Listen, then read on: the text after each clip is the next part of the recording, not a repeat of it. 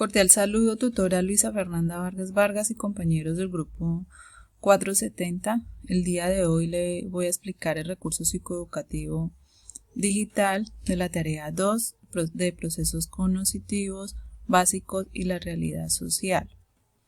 Estos procesos cognitivos son mecanismos encargados de percibir información y procesarla, el cual consideramos que son fundamentales en nuestro diario vivir. Estos procesos son sensación, percepción, atención y memoria. En este caso nos fijaremos en los procesos de atención y memoria. Entonces iniciamos. La memoria es el proceso cognitivo que nos ayuda a poder guardar, almacenar y registrar toda la información que captamos del medio, ayudando a poder almacenar y recuperar información, además de ser esencial para el aprendizaje. Viramonte 2000 indica que la memoria es la capacidad de retener y evocar información de naturaleza perceptual o conceptual. Significa que la memoria es la facultad por medio de la cual se retiene y se recuerda el pasado, es la facultad por la cual se almacena el conocimiento que se tiene sobre algo y las interpretaciones que se hace de ello.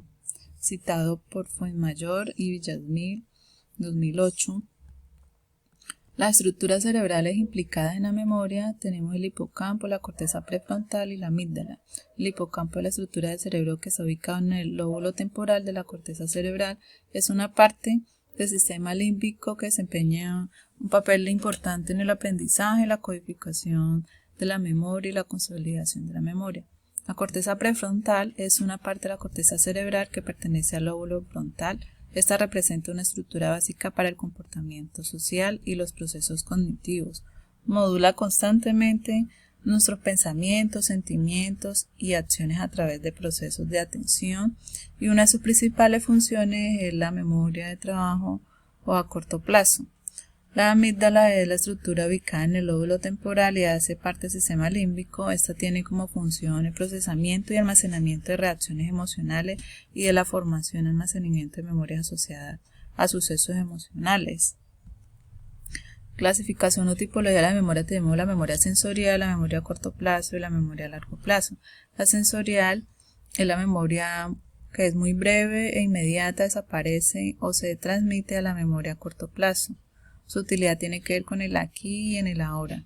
La memoria a corto plazo se caracteriza por su limitada duración en el tiempo y su posterior desvanecimiento y por su amplitud máxima de almacenamiento, lo cual implica que la información se mantenga limitada y permanecerá en él durante un breve periodo de tiempo. La memoria a largo plazo nos permite almacenar la información de forma duradera por lapsos de tiempo que pueden ser de minutos, años o décadas.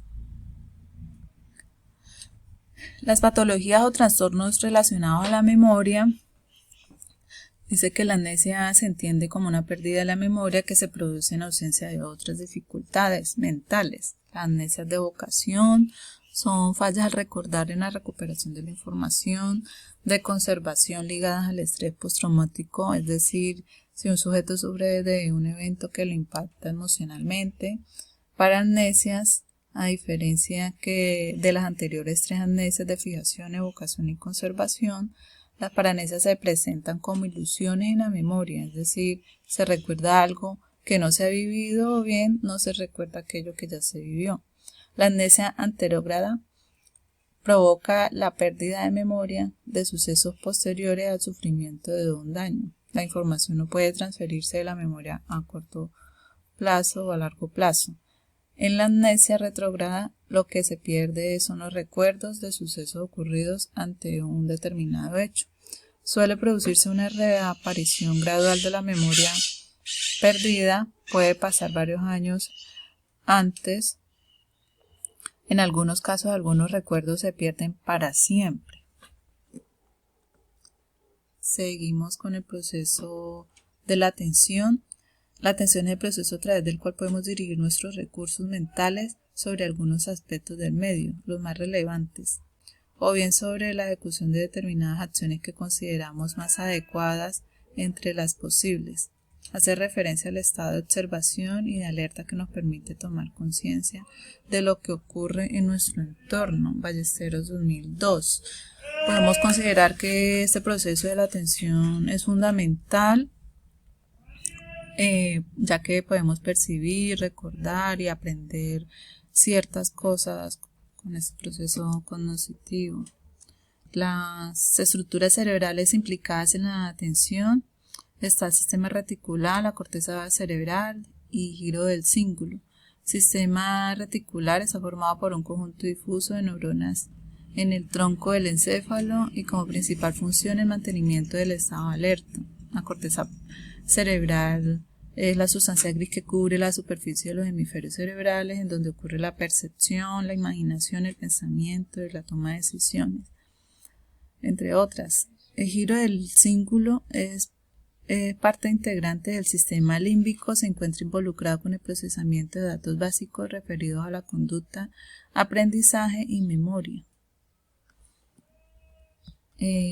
La clasificación o tipologías de la atención está la atención selectiva, la atención dividida y la atención sostenida.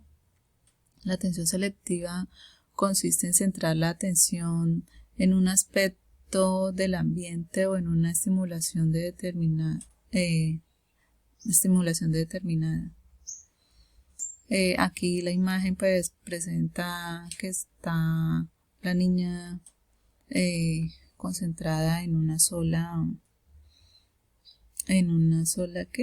estimulación, que es organizando la ficha. Está acá la atención dividida, que se refiere a la cantidad de elementos seleccionados en el sujeto que puede atender a la vez.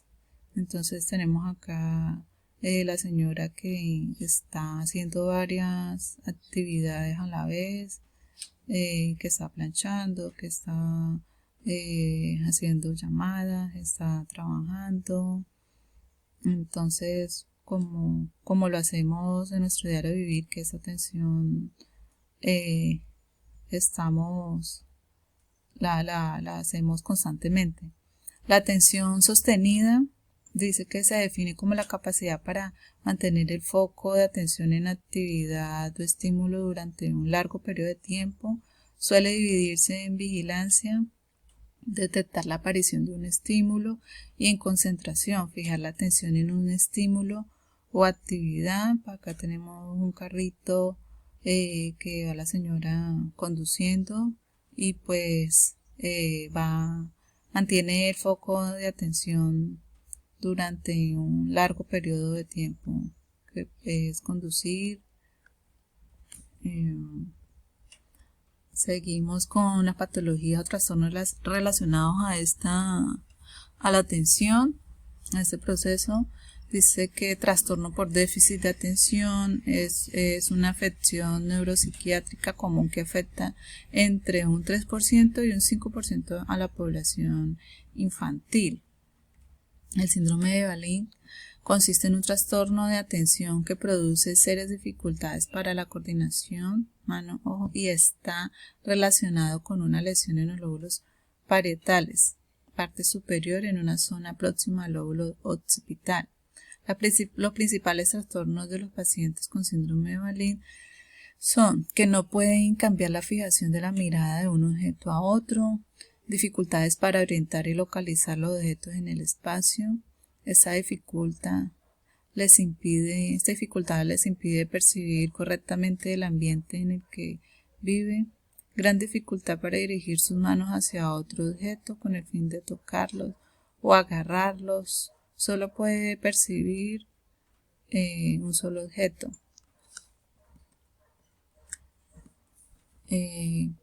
También tenemos la negligencia unilateral. Constituye el problema neuropsicológico de la atención más frecuente. Se trata de un trastorno neurológico asociado normalmente a una lesión del lóbulo parietal derecho. Está la hiperprosexia, hiperactividad de la atención, característica de trastornos con ideas delirantes. Suele ser características en los delirios, estados ansiosos, maníacos y depresivos. La prosepsia, incapacidad absoluta de un individuo para fijar la atención, puede ser causada por déficit sensorineural o mental, ejemplo que el estado de coma. La distracción, se manifiesta como una falta de atención hacia la realidad. Hasta aquí va mi exposición. Tutora y compañeros, muchas gracias. Estas son las referencias bibliográficas que son de las lecturas suministradas en el curso de procesos cognitivos.